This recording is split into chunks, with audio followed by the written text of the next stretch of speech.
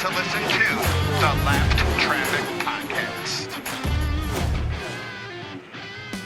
What is up, Lap Traffic Nation? Welcome to episode 217 of the Lap Traffic Podcast. I am your host, the Professor Brandon Crowd. As always, hope you all had a fantastic weekend and all that good stuff. First weekend since Christmas that we didn't have something going on, having to go somewhere or anything like that. So it was kind of cool just to kick back and relax for a little bit, watch some football, smoke some meat, watch Twitter lose its mind over the Chili Bowl.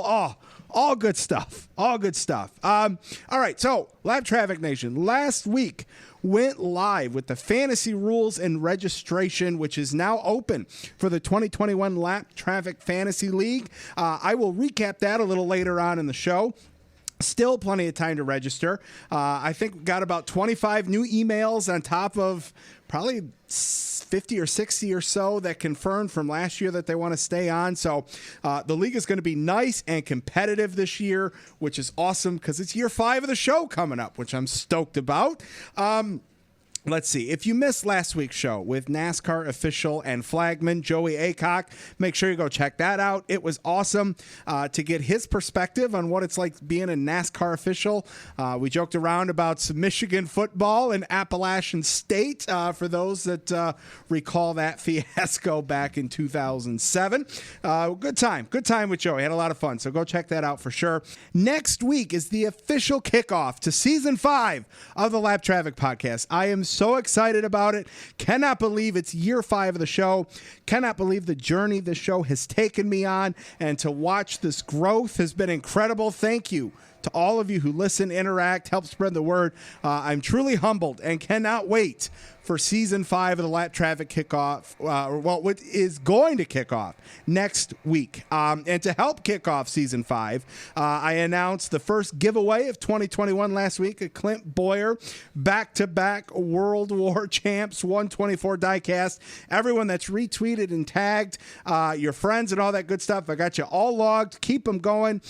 Keep retweeting and tagging people that don't follow the show so that we can get some new followers and all that good stuff. And along with the Season 5 kickoff next week, I'm really excited. CJ Wolliver from Fox is going to be back on, and CJ and I are going to do a full show dedicated to trucks. We are going to preview the trucks next week. What are you going to get? We're going to talk and recap a little bit about 2020, some of the silly season movement within the truck series. We're going to break it down team by team almost, what we're going to expect out of the teams. We're going to talk about some of the new tracks on the schedule.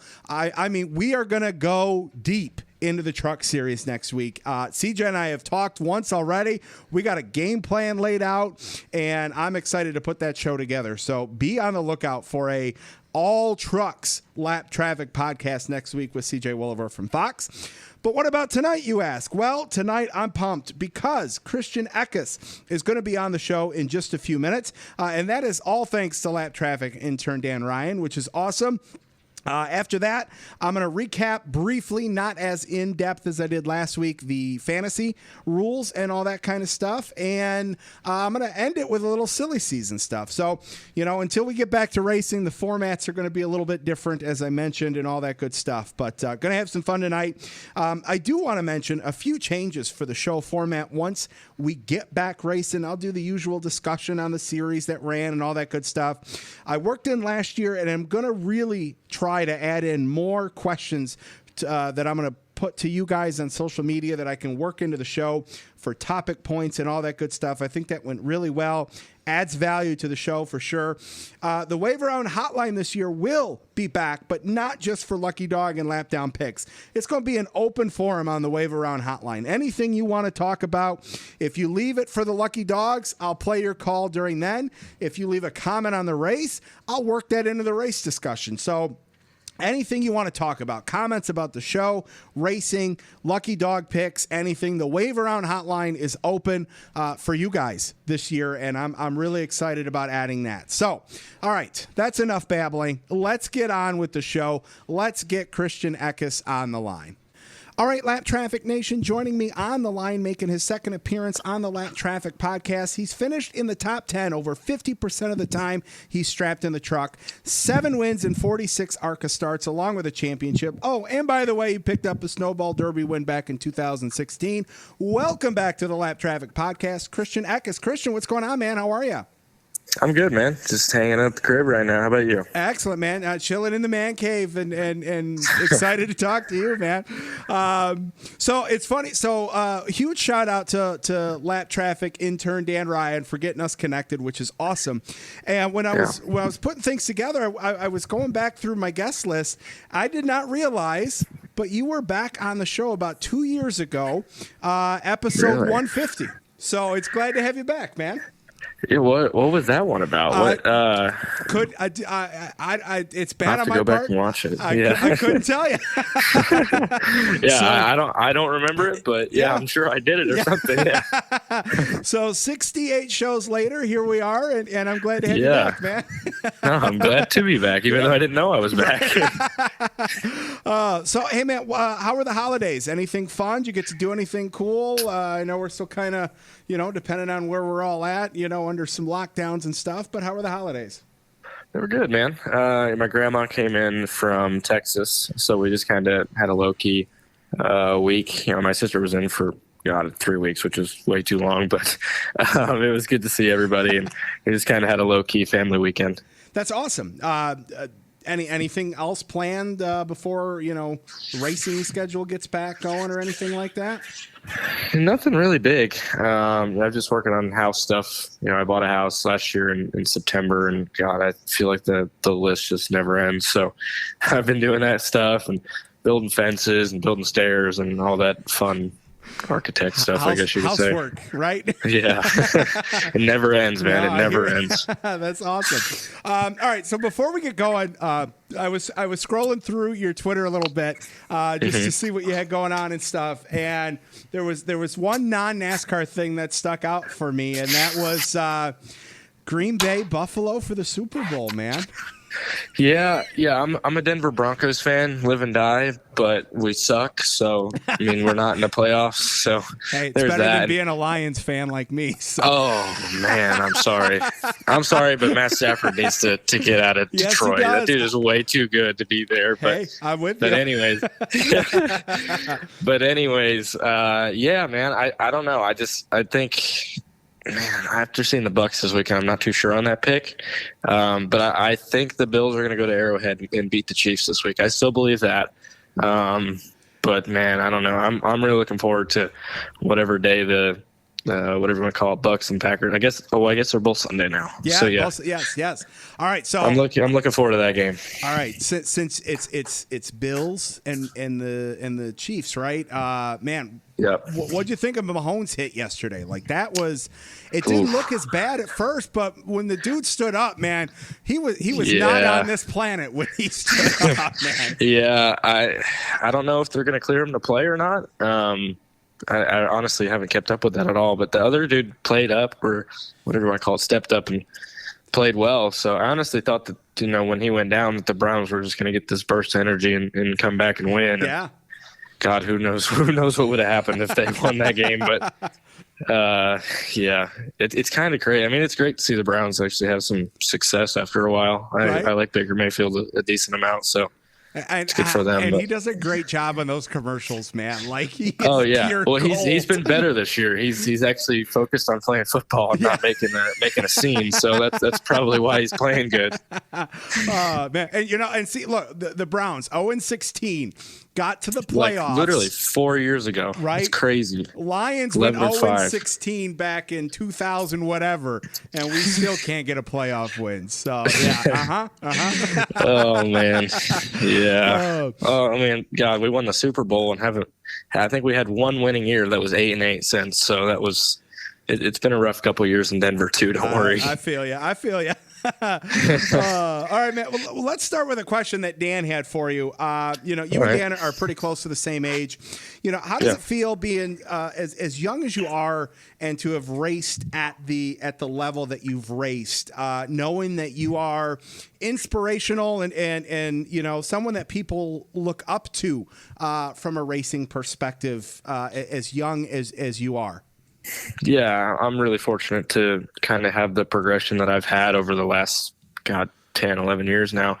And, I've been with great teams and great manufacturers like Toyota. And, my progress is definitely skyrocketed, but that's kind of the norm lately. And, it's kind of crazy to think, I was driving a truck at 17 and, all this other stuff. So, I'm very fortunate to be in the situation that I was in and in the situation that I am in now. So, I'm just really looking forward to getting behind the wheel this year again. Absolutely. I could only imagine that itch that has to be like,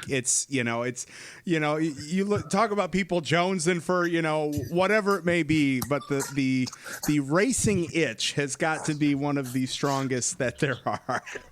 Oh, yeah, absolutely. Christian, you started young, legends, late models, all that kind of stuff. Walk us through just a little bit, the early years, if you will. Yeah. So, I'll go through how I actually started racing. I started racing the Soapbox Derby, which I don't know if you know what that is or not, but it's basically, a car with four wheels with no engine. You just roll down a hill and race. And, I've had interest in racing, whatever, from 2005, 2004, somewhere in there. Me and my dad used to watch on Sundays NASCAR, and I got into motor racing. My dad's friend actually raced at a small track, Bethel Motor Speedway, up in New York, and they had the Bandolero division there. And I was like, oh man, that could be fun. And I kind of got behind the wheel and fell in love, and wrecked a bunch of stuff along the way, but got to where I am today. So I guess that's a plus. That's awesome. Oh, and then where'd you go after that? So, legend cars and Bandoleros with my parents. And then I went to go race a late model with Junior Motorsports. And then a super late model with, it was LFR chassis originally. Then it was Fury race cars. And then I went to, obviously, Venturini Motorsports in the ARCA series and Kyle Busch Motorsports with the truck. Yeah, no, that's awesome. Who'd you root for growing up? Jimmy Johnson. I always used to like him. Yeah, I always used to like him because of his success in the early days. And then, obviously his success kind of faltered there at the end. But, I met him a couple of times and, I realized that, I liked him because of the fact that he was such a good guy and everything. So definitely one of my all-time heroes there. That's cool. Did you get to, meet up with him at all or I could only imagine how busy he was, towards the last few weeks of the year there. Did you get to, say anything to him or connect with him at all? No, not really. I've only met him a couple times. I met him, really after ARCA races. I met him after Kansas when I won the ARCA championship, and I met him for the first time at Lucas Oil maybe in 2018. So I've only met him a handful of times, but every time it's kind of like, oh wow, that's a celebrity right there. Right. It's kind of crazy. And the thing, people are like that to you, like, oh man, that's a NASCAR truck driver, and you're still just as awestruck with Jimmy Johnson walking past you. So I raced for Kyle for 3 years, and every time I sat next to him at the competition meeting, he's like, oh my God, I'm sitting next to Kyle Busch. That's awesome. Oh, and I want to get into that in a little bit here. What did you do any other sports besides, the Bandoleros and all that stuff growing up, or was it all racing all the time? I'm not athletic. I'll be straight up with you. I'm not an athlete whatsoever. I played lacrosse a little bit. I wasn't very good. Okay. I'm pretty sure I couldn't even hit the ball off the T-ball deal. So that was a little bit of an issue. I played soccer. I feel like I was okay at soccer, but I played some sports. I wasn't very good at any of them though. That's funny. Let's talk about kind of like when you really got kind of up there in the series. Let's start with ARCA. You mentioned you raced with Venturini. You won the ARCA championship. Talk about the, what you learned working with Venturini Motorsports. I mean, those guys, they just pump out talent left and right. Talk about the ARCA field when you were there versus what we've got now. Talk a little bit about your years in ARCA. Yeah. I'm one of the few guys at Venturini that was, there from start to finish of, they're kind of the rebuild and everything to get to where they were in 2019. Obviously, in 2020, they went down a little bit, but, I got there in 2016, ran 4 races, and we had 4 DNFs, and, we didn't run very well, and obviously we broke a lot. I didn't wreck it, so that's a plus, especially for that year. I mean, I wrecked everything else. I just wrecked the ARCA car, so that's a good thing. So we didn't have a good year there. We came back from 2017. We didn't break anything, but we definitely didn't run.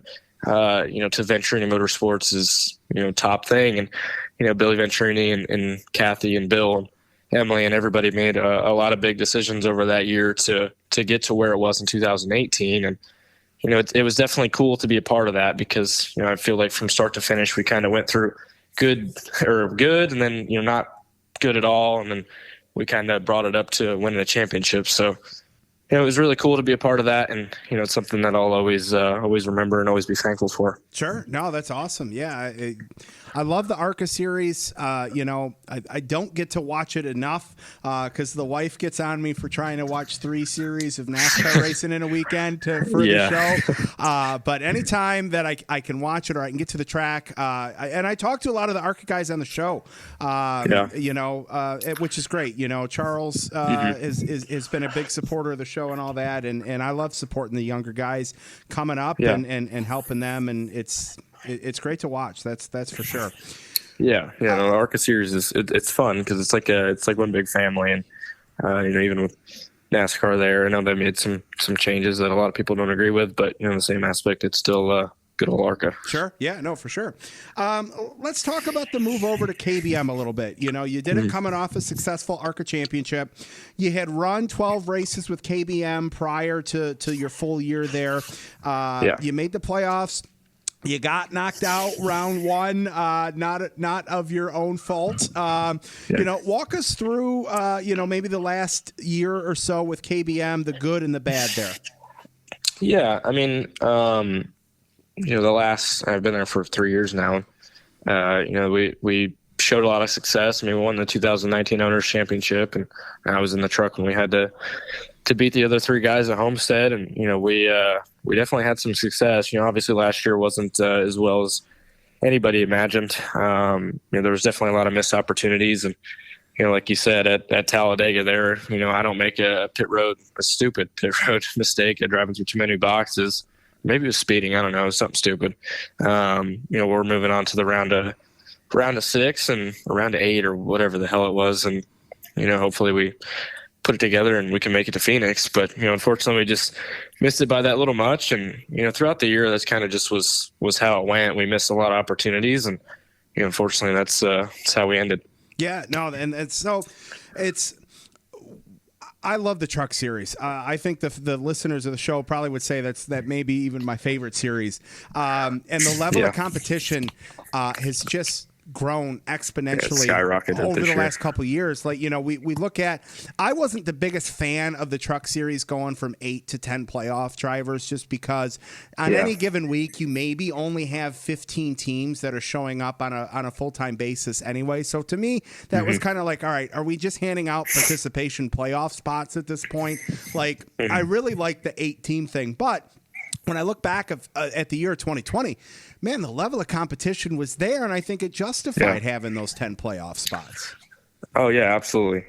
Even this year, there's 5 or 6 GMS teams, and you'll have your 3 KBM and however many Thor Sport, and all the good teams that are really stepping up and making a big commitment to the truck series. So it's definitely, I feel like it's the most competitive series in NASCAR. Obviously, the Cup Series is a little bit ahead of that, but sure, yeah. It's definitely fun to race in, and this year, especially with no practice and qualifying, it really relied on the teams to get the trucks perfect right away. So it was definitely fun to be part of. Absolutely. I tell you, anyone that's coming up as a fan in the sport, that I've had the opportunity to talk to, or maybe gotten them to watch a race or two. It's, start off in the trucks. It's not 3.5 hours. You can get it in on a Friday night with some friends, in the background, get a driver, start rooting for them, and boom, right. Next thing you know, you're going to be hooked and starting a podcast.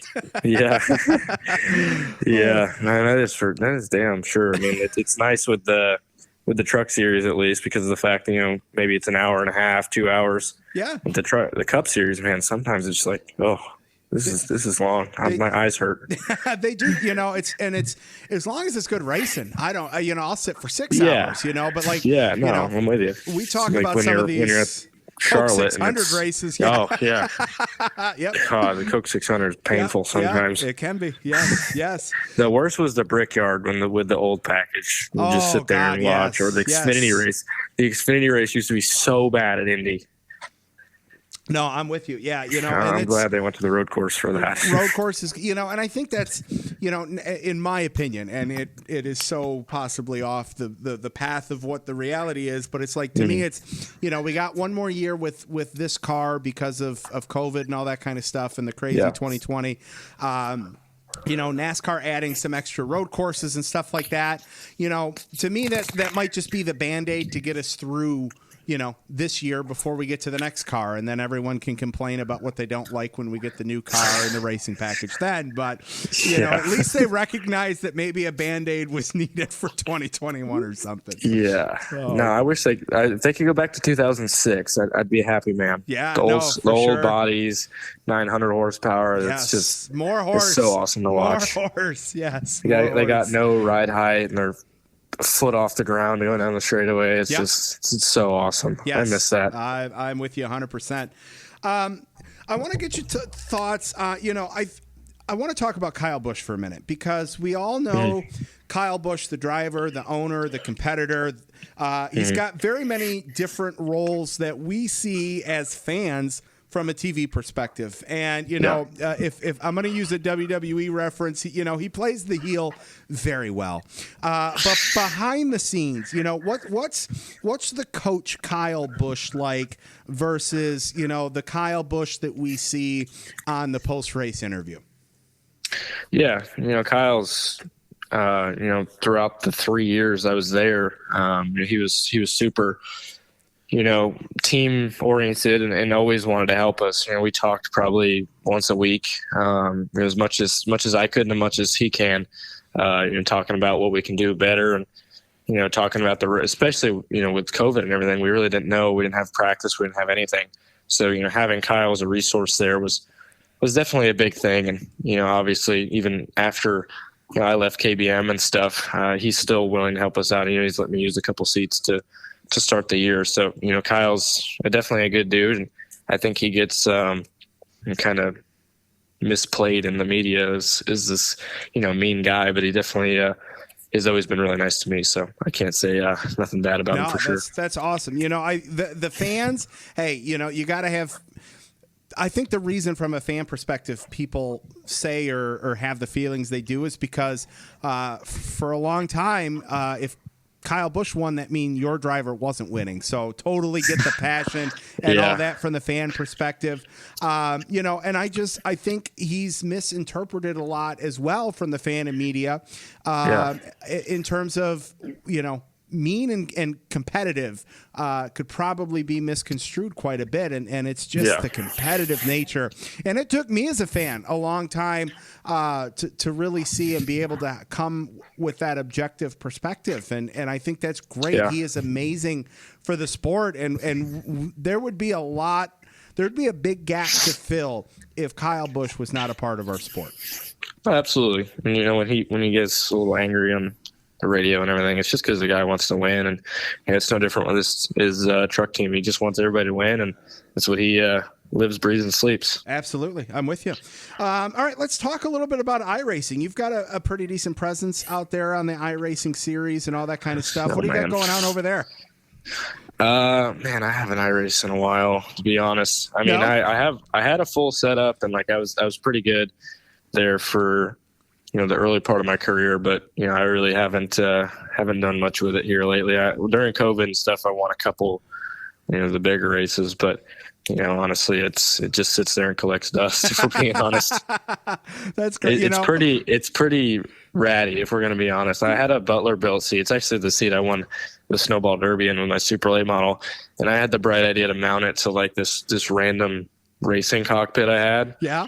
And it doesn't fit, and it looks terrible. And I went to Home Depot and I had to buy like 100 washers to put it together. It's really rough, man. Like it's all rusty now too, because it's just sat forever, and it's ratty. I mean, it's a nice sim. Like it has nice parts on it. It's just not very like put together well. Oh, that's funny, man. Like, yeah. I had almost convinced my wife. I was like, you know what? We just put and redid this awesome man cave down here, and during call, I'm like, you know what?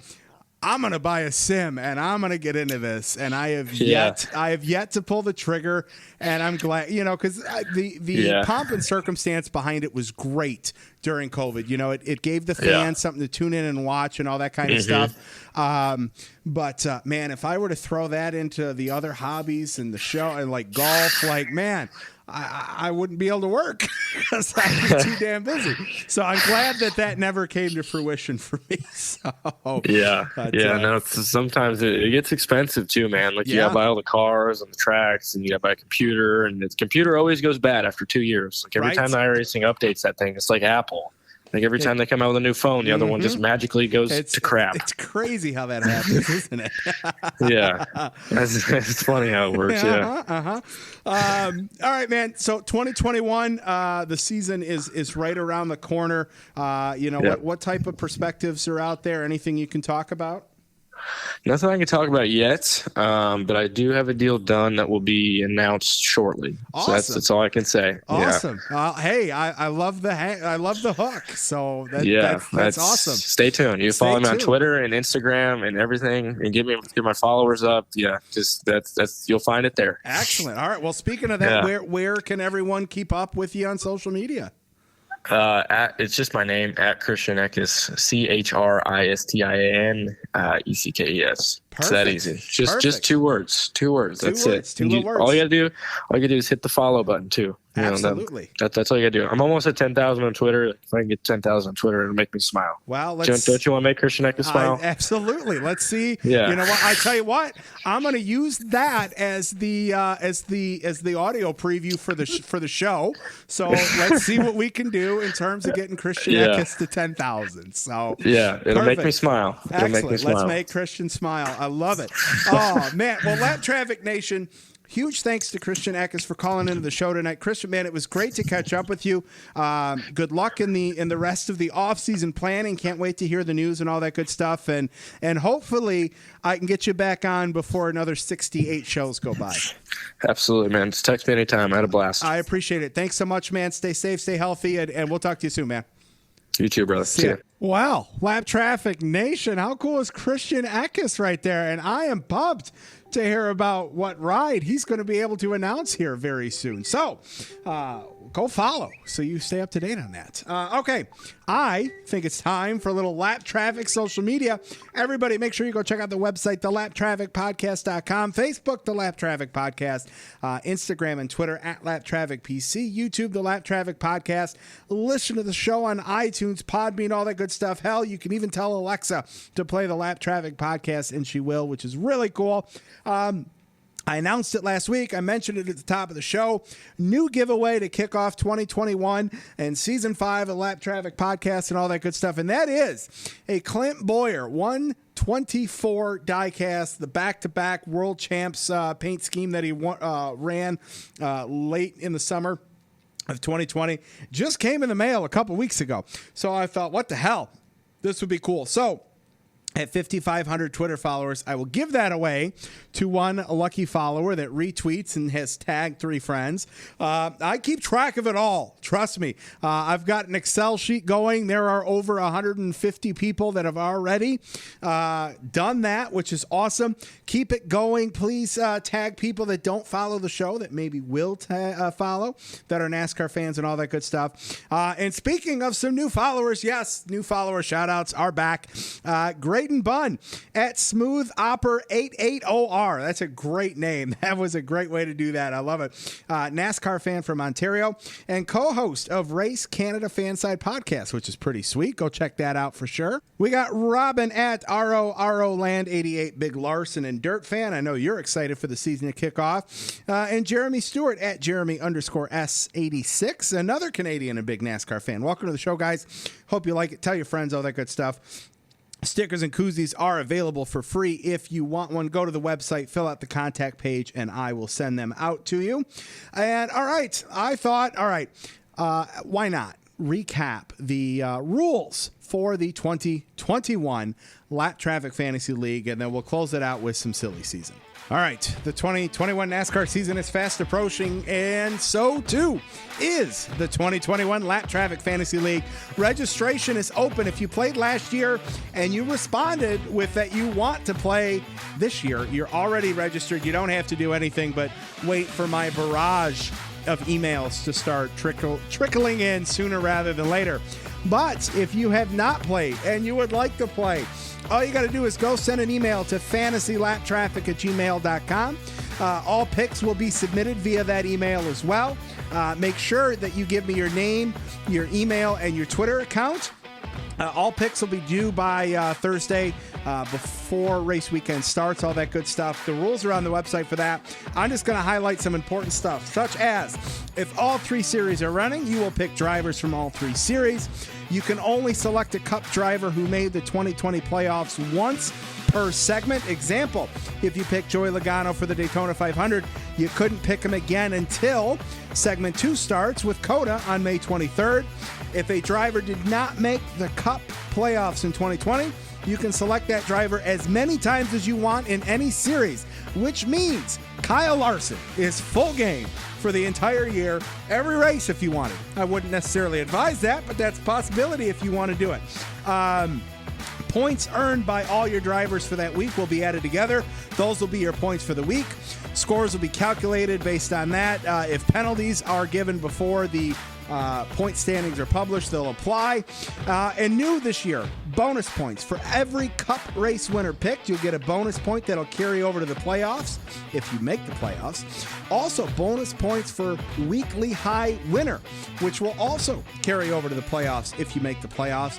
And last, bonus points. If you win segment 1 or 2, you'll get an extra 5 bonus points, and you're automatically in the playoffs if you win segments 1 and or 2, which means if you are outside of the top 16, but you won segment 1 or 2, you might be knocking somebody out that's just in on points. Yes, that's right. I've tried to make it as mirror to NASCAR as possible. I think these new changes are going to be fun and exciting. Segments 1 through 13 will include the first 13 Cup races, as well as any truck and Xfinity races that happen to be in there. Segment 2 will be COTA to Daytona, including an all-star bonus, which if you pick the all-star race winner, 15 bonus points, not playoff bonus points, just regular bonus points, and that will not count towards your pick. And all that good stuff. And then segment 3 will be the 10-race elimination with the usual prizes, some custom trophies, and all that good stuff. The guest pickers are back. The rest is pretty similar to the years past. So I'm really excited about the additions and the changes this year. So that's the Fantasy League in a nutshell. Any questions, feel free to email me, reach out to me, DM me, send a tweet, whatever you got to do. Just come play and tell your friends to come have some fun in the 2021 Lap Traffic Fantasy League. All right. Now, Lap Traffic Nation, I mean, we can't be this close, and I really haven't done anything silly season yet to kind of recap, set the scene, all that kind of good stuff. Hey, here's the thing. I know we all know most of what has gone on and all that kind of stuff. So I just want to give my 2 cents. I mean, hey, if you're 34 minutes into my show, then you might actually care what I have to say. So what the hell? I figured I'd just kind of run through some of the main topics that maybe have just been posted to jski.com as of late. So thank you, jski.com, for always providing some of the most organized. I appreciate great organization. As you all know, I'm an organized guy, so I appreciate Jayski's organization. Just some stuff that they've mentioned and highlighted some things that have gone down and just my 2 cents on it. The first of which is Pitbull. Take a picture of me with a Kodak. Took my life from negative to positive. I just want y'all to know that. And tonight, let's enjoy life. Pitbull, Naya, Neo, that's right. Yes, let's have some fun tonight. That song, actually, fun fact, back in 2011, September 24th to be the exact date, was the bridal party entrance song that Lindsay and I use. So, pretty cool. Anyways, Pitbull coming to NASCAR. Let me tell you why I think that's awesome. It's awesome because it's another huge name, just like Michael Jordan, outside of the sport itself that is going to start bringing brand awareness to the sport that's outside the sport. It's someone who's going to be investing money in the sport, might bring new advertisers to the sport that might invest money in the sport, your favorite driver, your track, etc. And there's no negative about that. Whether you like the music or not is irrelevant. It's new money into the sport, new money being invested into the sport, which is just going to help the sport itself get out there more. So I'm pumped. I'm ecstatic. I love it. I love every second about it. So there's my 2 cents on Pitbull. One thing I want to talk about is, do you guys realize that there could be between 40 and 50 entrants for the Daytona 500? It's going to be freaking awesome that we're going to get to watch 7 to 10 guys battle it out for 4 spots between qualifying and the duels. And that's fantastic. Again, that's just coming off the year that a lot of people have had, to have that many extra entries is fantastic. There were years we didn't have full fields, and boom, we're going to have a full field, which is cool. And we're going to have some excitement leading up to setting that full field, which is fantastic. And I love every second about that. All right. Now, I just want to run through some names here, and like I said, just give my take. Christopher Bell, obviously moving to the 20. I think a lot of people thought if there was going to be a rookie winner last year that it would have been Christopher Bell.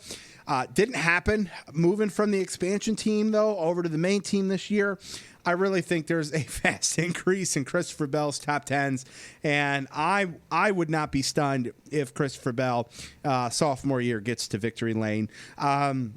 And also, you guys know I love me some Matt Benedetto. Sophomore year at Wood Brothers.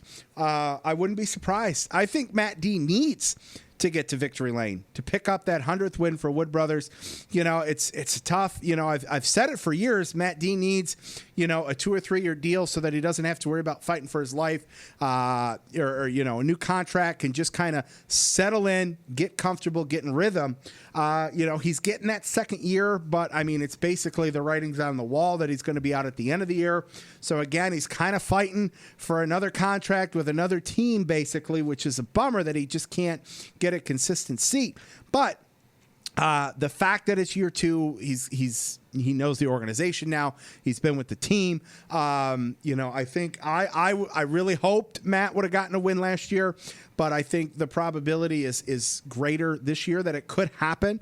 And man, I hope it does. I know there's a lot of Matt DiBenedetto fans that listen and that want that as well. So hopefully that pans out there.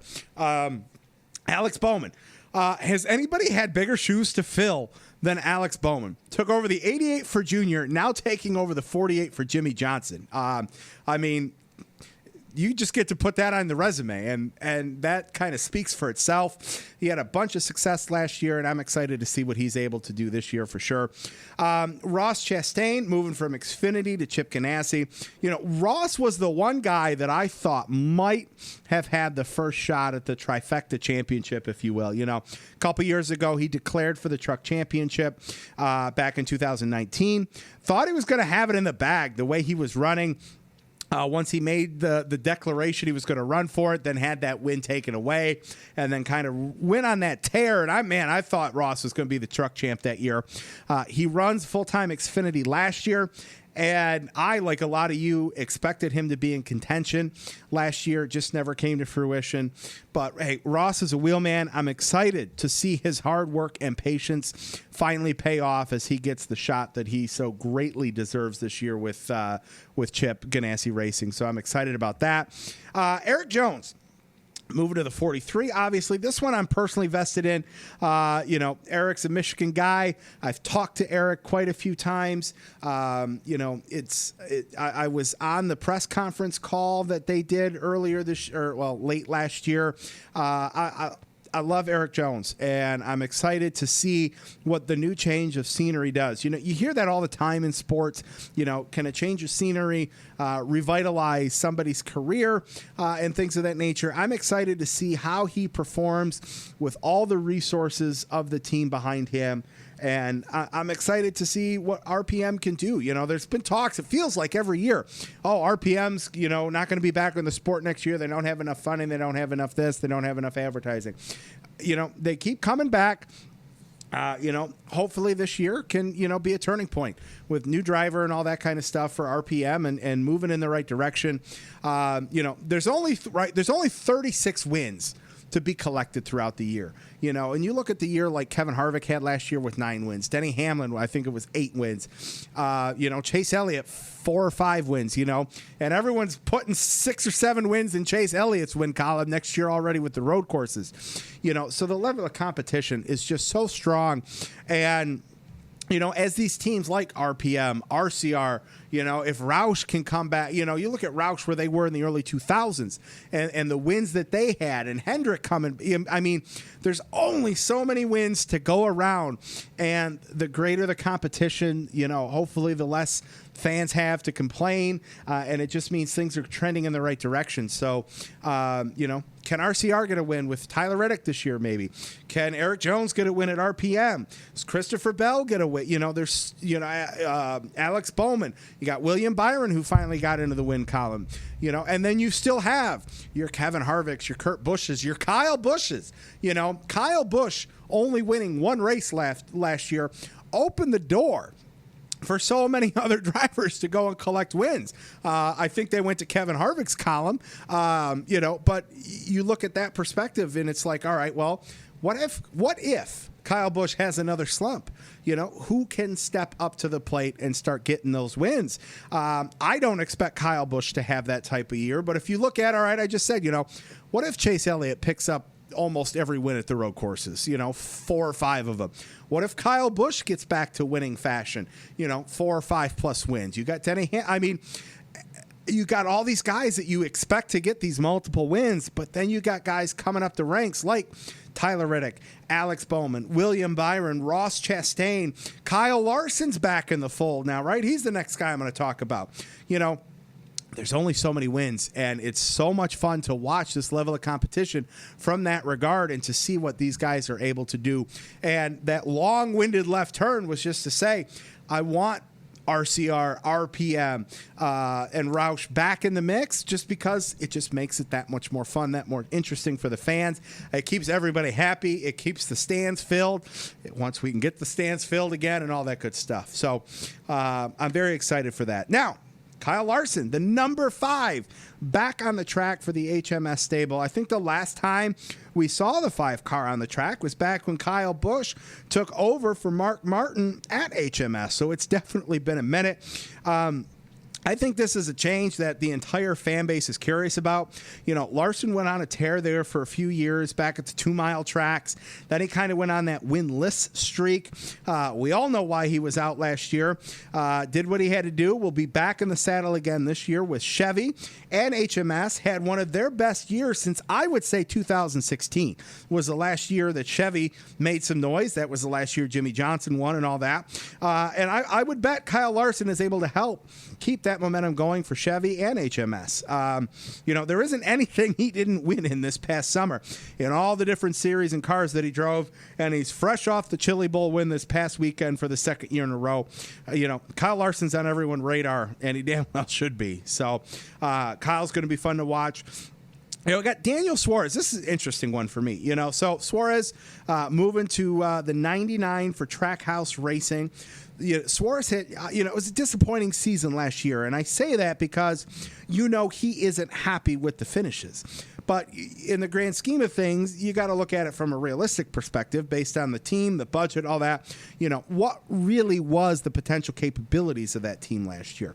And I would say that it was hard for him to compete. I think I said this before, that it was like Clint Boyer hopping in some of the ride he had to hop into before he was able to get the seat at SHR. When you just know you've got the talent, but you don't have the equipment behind you, it's just got to be so frustrating. But hopefully with the new team, we'll be able to build some cars that Suarez is able to improve on the season he had last year, for sure. All right. The last one, the one everyone's excited for. It's Bubba Wallace in the 23. New owners, new driver, new team. Bubba to move to the 23. We've got Denny Hamlin and MJ as co-owners. Last team owner to drive while owning, I think it was Stewart at the Cup level, and that was his own team. Obviously we got Kyle Busch, but he doesn't own his own Cup team. So. My thing with this is, and I'm curious to see this, is, how will the conflict of interest with Denny pan out? Because obviously he's going to report stuff back to Joe Gibbs Racing. He's going to want to give feedback to his own Cup team now because he's got vested interest. And the other thing is Cup drivers' time, man. It is spread thin to begin with, between, if we ever get practices and qualifying and all that back, plus appearances and sponsorship requirements, family requirements, all that kind of stuff. Now add team ownership to Denny Hamlin's already busy schedule, and meeting with new advertisers and sponsors of your own team. Luckily, Denny's got FedEx in the bank for his own team, so he doesn't necessarily have to worry about going out and trying to attract new sponsors for his own team. But Denny's going to be spread thin, and I'm curious to see how that impacts his on-track racing. I think that'll be something to watch for sure. Now, over to Bubba. Everybody loves Bubba. He couldn't get those last few pieces together, it felt like, at RPM to drive and to move to that next level. It felt like, maybe he'd break a top 10, top 15, but he just constantly felt like 15th to 25th. Didn't get the top 10s, the top 5s on that consistent basis. So now here he is, new team and all that. And so what's the realistic expectation for this team? For me, if they're able to pull off 7 to 10 top 10s and maybe 15 top 15s, I think you would have to call year one a success for that team and that organization. I'm excited to see what they're able to do. It's going to be a lot of fun to watch between the driver changes, the new tracks. I mean, man, I'm excited. Is it time for Daytona yet? I think we're a few days away still. But needless to say, I'm excited. That's for sure. All right, Lap Traffic Nation. I think we're gonna call it quits for tonight. That's gonna do it for episode 217 of the Lap Traffic Podcast. Make sure you check out the website, thelaptrafficpodcast.com. Like on Facebook, The Lap Traffic Podcast. Follow on Twitter at LapTrafficPC. Subscribe, download. Go sign up for the Lap Traffic Fantasy League. Shoot me an email at fantasylaptraffic.com at gmail. Wow, how about we redo that? Send me an email, fantasylaptraffic@gmail.com.